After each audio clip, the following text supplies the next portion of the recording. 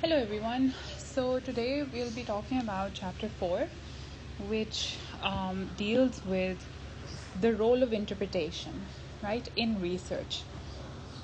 Now this is an extremely important chapter because not just in qualitative research but in all kinds of research, interpretation is an essential activity that a researcher either explicitly indulges in or implicitly indulges in.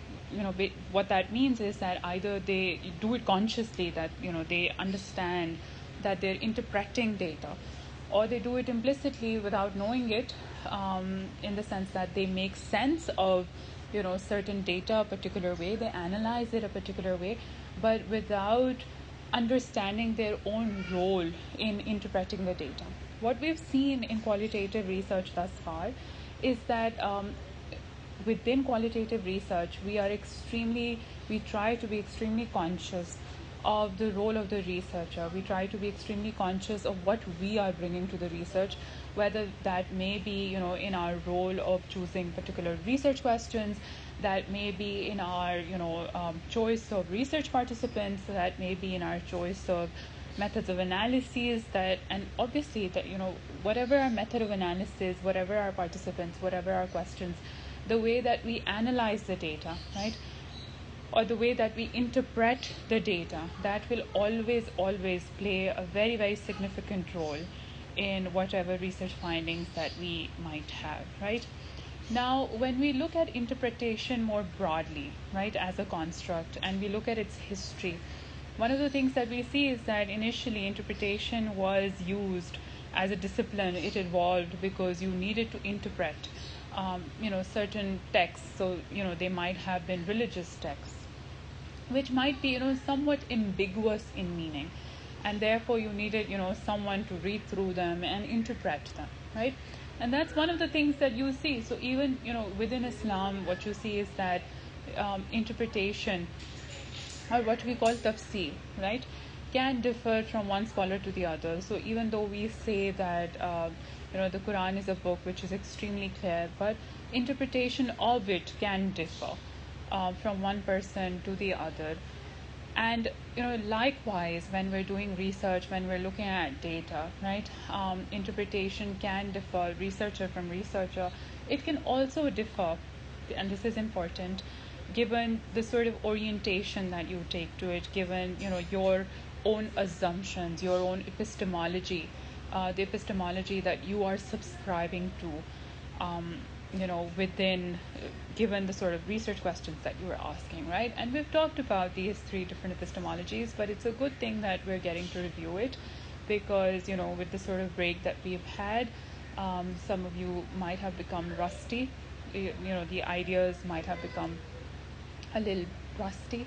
So when we look at the first thing here that we have is that we have realist interpretation. Now what we see with realist interpretation is that usually, and again there are 2 different kinds of realist interpretation, so that's important to remember, right? So firstly, when we have a more direct realist approach, right, so in a more direct realist approach, you're taking data more at face value, right? Hence what you're doing is that you believe the data, right, and you tend to stay close to the data, right? And then what you do is, and whatever findings you might have, you might try to connect the data, one piece of the data to another piece, and might try to find patterns within the data, right? And this usually the sort of question that we're dealing with when we're talking about realist research is that we're trying to uncover some sort of social phenomena, right? So whenever you have any sort of text which is telling you something, what you try to see is that what does this tell us about this particular social phenomena that we are trying to study, right? But in direct realist research, you're taking data at face value, you're trying to stay close to it. In the sense, what that means is, when I say you're trying to stay close to the data, what that means is that you're sort of importing less of from theoretical frameworks that lie outside of the data, and you're trying to make whatever themes you're generating, whatever analysis you have, you're trying to stick closer to the data that you have at hand, rather than using constructs or theories from outside and then making use of them to look at the data that you have at hand, right? Now, this is very different from the critical realist kind of interpretation, right? A critical realist kind of interpretation assumes that there's something hidden inside the data that needs to be uncovered, right? And it can only be uncovered by an expert. So, when we were looking at this example earlier, or, so one of the classic examples of critical realist research is what Freud was doing with psychoanalysis. So, all of these people would come up to him and tell him that, this is how we're feeling. And he would interpret it in such a way that he would say, no, you don't know what's actually going on. And it's only a psychoanalyst who can analyze whatever you're telling them and give it deeper meaning, interpret it in a way that it becomes meaningful. And when I say that, this sort of brings me back to the biggest role that we have of interpretation, which is basically that interpretation gives meaning. Without interpretation, no data is meaningful, right? So why you interpret data is because you want to give it meaning. You want to perhaps, build an explanation of phenomena, right? Or describe a phenomena in greater detail. Whatever the case may be, whatever the goal of your research is, if you do not interpret your data, you do not have meaning, right? Now, coming to phenomenological research, what is phenomenological research sort of concerned with? So phenomenological research emphasizes upon lived experience, right? So lived experience of the individual, right? So it will mainly look at, if an individual is narrating their story, it will be look at, how are they placing themselves within this particular context? What are they feeling about themselves? How do they see themselves, right? So all of these different things is what phenomenological research would be looking into, right? Then you have social constructionist research, right? Social constructionist research basically looks at how are you using language, right? So language and its use to achieve a particular end. So there's a particular goal, right? That the assumption with social constructionism is that every social interaction has a particular goal, right?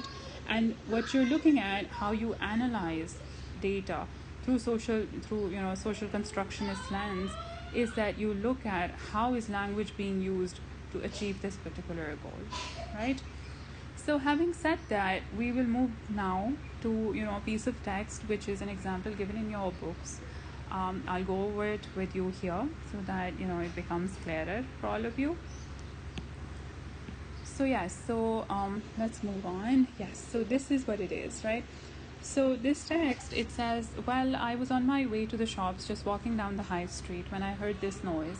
It was right behind me. I looked round and I saw a commotion, people being shoved and pushed, and there's this young girl in the middle of this melee, and she's struggling. Her eyes looked really wild, and I immediately thought, they're trying to hurt her. I was going to turn around and go back to help her, of course, but then I saw what I thought was the blade of a knife, and I got scared. I've got a bad back, so I can't move very fast, so I didn't think it was a good idea for me to get involved. I'm in my 60s now, so I don't feel as strong as I used to. I know it's bad, but I just didn't feel like I was going to be of any use to the girl. Luckily, a couple of young lads stepped in and scared them off, so it had a good ending. Right. Now, I would advise you that, before you start interpreting any piece of text, and especially when you're going to be doing your interviews and you're going to be, drawing up themes and codes, it's always a really good idea that, first of all, that you have a particular question before, you approach a particular piece of text, which orients you towards, what you should really be looking at, right? But, we'll form questions according to the realist, phenomenological, and social constructionist approaches. But another thing that's very important is that, you read the text once, but then you have to read it and read it again.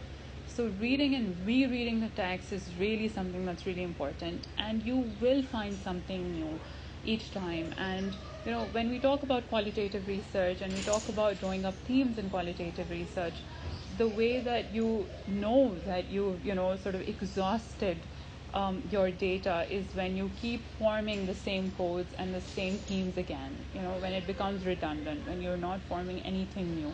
So it's extremely important to keep moving back and forth between the data and its interpretation, right? Now, let's try to interpret this data in a realist way. Right. So, you know, before we get to what the realist reading would look like, let's try forming a realist question. So, what would a realist question look like within this context? So, you know, we're starting in a way, we're doing this in a way which is sort of, you know, moving from the text to a question. Usually, you know, it's obviously much better, and this is how you'll be doing it in your research, that you will be, you know, going the other way around, that you will have the questions first and then you'll have a piece of text, right?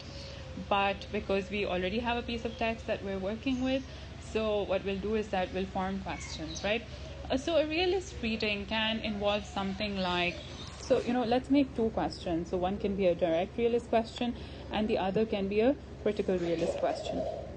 So a direct realist question may look something like, you know, it might look at, you know, social process or a particular phenomena, right? So it might, you know, sort of be more oriented towards, let's say, so here you have a passage which basically talks about this individual, right? And he's experiencing a robbery, right? And you're looking at his account, right? A direct realist question could look at, you know, the bystander effect. It could be looking at, you know, why do, or, you know, what factors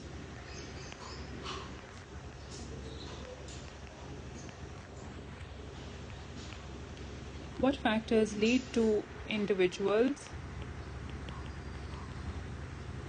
or not even lead, so let's replace that.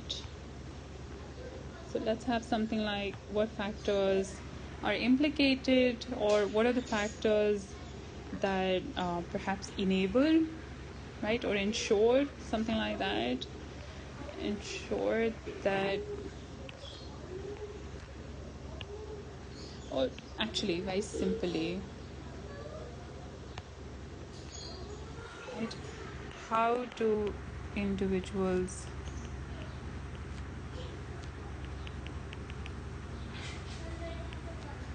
decide whether to intervene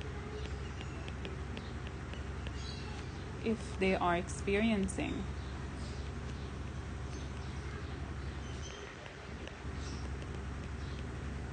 a street robbery.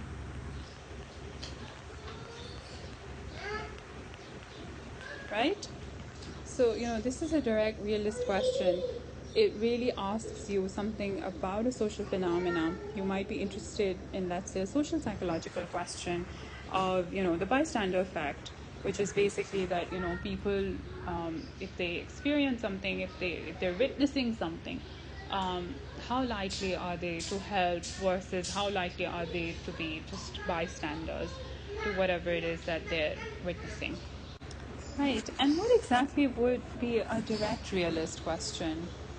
So, a critical realist question. So, a critical realist question, you know, again, you need to remember here that in a critical realist reading, you're trying to find something that you're assuming is hidden within the text, right? So, the key assumption is that there is something that is hidden within the text, right? Now, you know, a critical realist reading could look at something like cognitive biases that exist, right? So let's come back to that slightly later. Let's just, you know, try to analyze the data that we have using the direct realist approach, right? So our question is, how do individuals decide whether to intervene if they're experiencing a street robbery, or their witnessing is actually better, right? Let me just cut it out right here. Right. Now, let's go back and try to see this. So, you know, he says, well, I was on my way to the shops, just walking down the high street, when I heard this noise. It was right behind me. I looked around and I saw a commotion, people being shoved and pushed.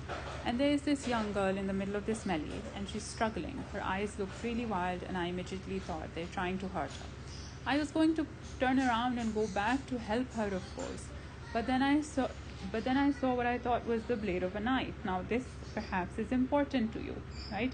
Because it says that I was going to turn around and go back to help her. So he was intending to intervene here, but then what happened was he saw a blade of a knife, right? So perhaps, a factor that stops people from intervening is perceived threat to their own well-being, right? Right? What else? And I got scared. So, there's also fear, right? Which is kind of tied in to, perceived threat. I've got a bad back, right? So I can't move very fast. So I didn't think it was a good idea for me to get involved, right? So sort of understanding one's own capability or, sort of one's own vulnerability. So that also might be a factor. So if you have a bad back, you might not want to get involved because you cannot act very fast. I'm in my 60s now, so I don't feel as strong as I used to, right? So, perceived strength.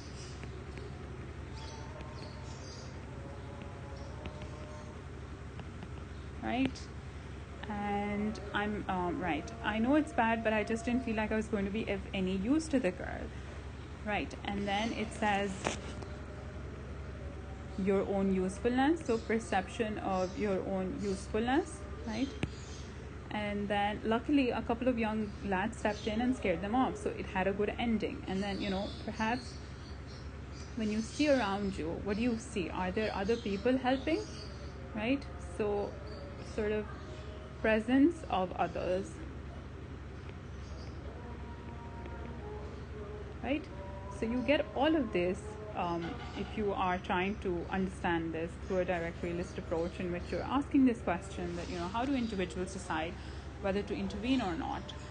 What is going on in their mind when they're, trying to make this decision? So, you can get all of these different codes from, one reading of the data, and perhaps if you read it again and again, you might be able to generate more codes. But it's a very short extract, so you might not be able to have as many as you would have with a larger passage. Right. Now let's move to, trying to do a critical realist kind of thing, right?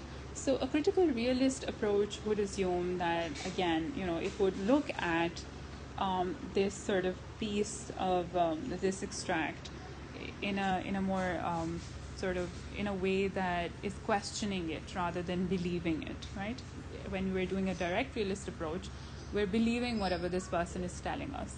That doesn't mean that we're being completely naive about it, but and we're not sort of thinking about anything that they're telling us, but that we take it at face value. We sort of think that most of what they're telling us is true. With a critical realist approach, what you're trying to assume, or what you're assuming, is that something is hidden and this person themselves doesn't know, right? So, a critical realist kind of question could perhaps look at, cognitive biases.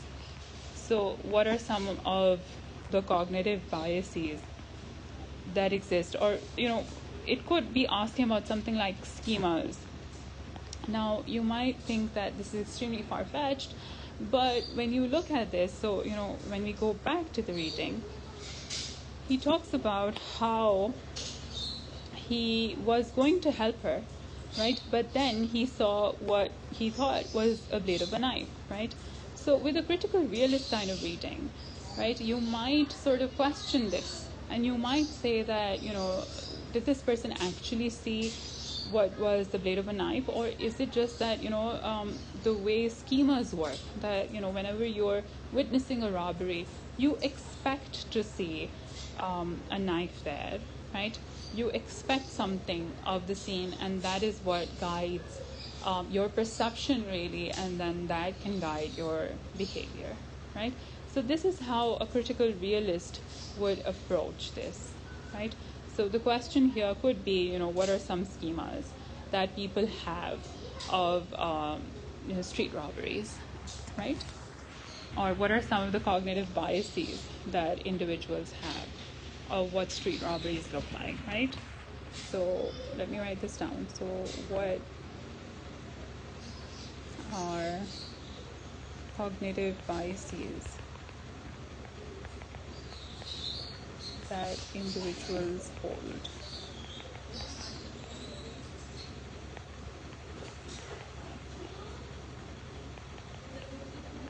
Right? And you see this when you sort of go back and, again, so what we have here is that it was a blade of a knife, right? That's the sort of schema that you have. What else?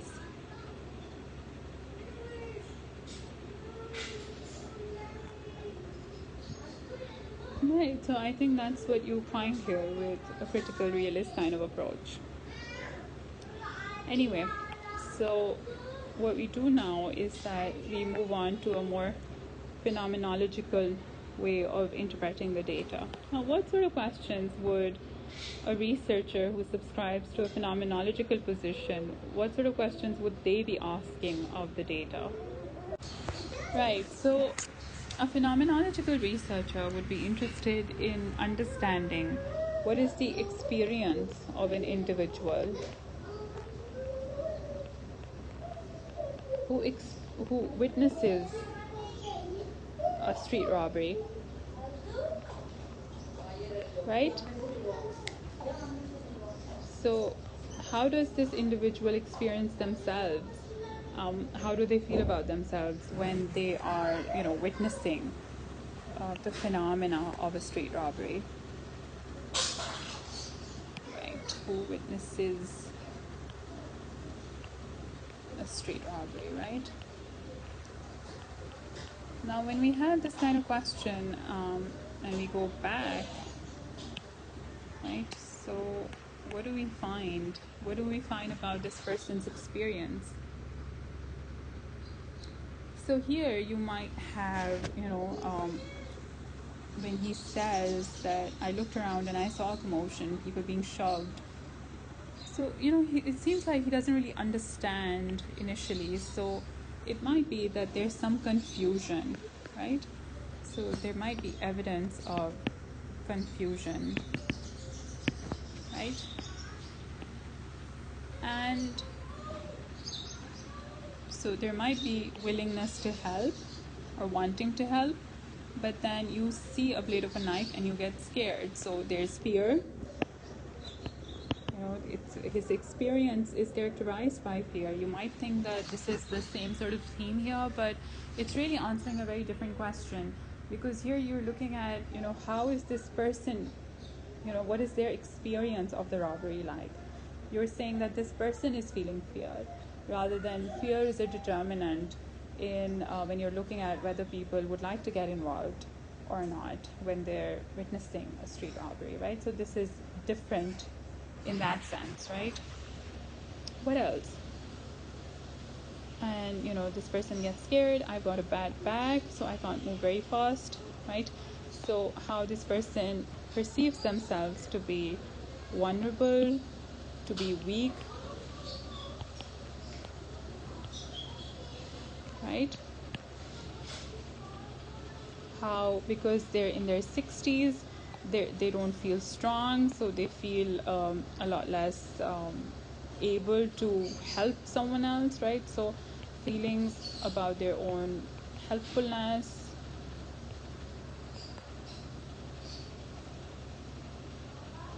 them not being any use. Then when you have this here, well, I was on my way to the shops, just walking down the high street, when I heard this noise. It was right behind me, but this person is able to make sense of what's going on. So they also perceive themselves to be, to a certain degree, to be alert, right? To be able to discern what's going on and to be able to sort of make sense of whatever commotion that there is and give it the name of being a street robbery, right? So yes, so all of these things you can sort of conclude when you're looking at, what is the experience of an individual who witnesses a street robbery? What does that look like? So given a phenomenological reading, this is everything you can draw out from the extract that we're looking at, right? What about a social constructionist reading of the data? So what sort of questions does social constructionism ask? So social constructionism basically assumes that, whenever a person is writing or narrating anything, right, there's a particular goal that they have in mind, right? And you use language. So usage of language in a particular way, right, to achieve that goal.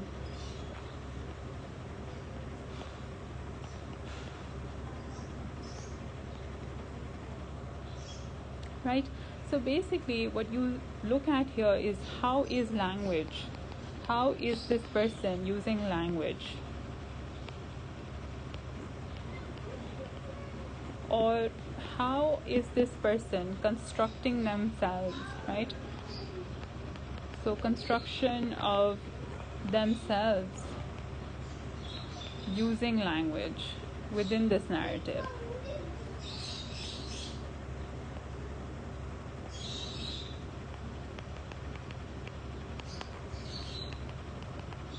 Right?